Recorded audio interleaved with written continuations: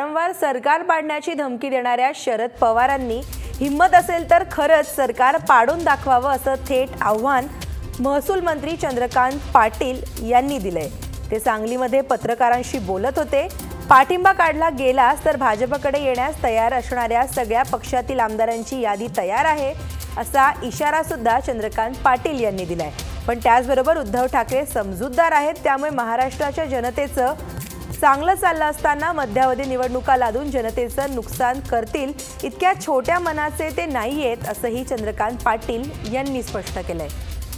मोठी बातमी आत्ताची। वारंवार सरकार पाडण्याची धमकी देणाऱ्या शरद पवारांनी हिम्मत असेल तर सरकार पाडून दाखवावं असं आव्हान महसूल मंत्री चंद्रकांत पाटील यांनी दिलंय। की वारंवार शरद पवार असं म्हणतायत की शिवसेना पाठिंबा काढून घेणार आहे आणि सरकार पडणार आहे।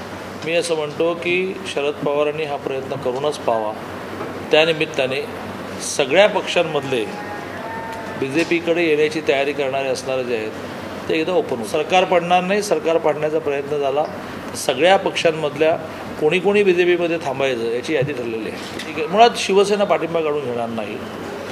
उद्धवजी हे प्रचंड समजदार आणि एका कोल्हापूर महानगरपालिकेच्या जागा वाटपातला बखेडा हा काही तात्विक बखेडा नाही। यातून ते महाराष्ट्राचं सरकार पाडतील, मध्यावधी निवडणुकांना सामोरं जातील आणि महाराष्ट्राच्या जनतेचं जे खूप चांगलं झालेलं आहे त्याचे हाल करतील, इतके उद्धवजी छोट्या मनाचे नाहीत।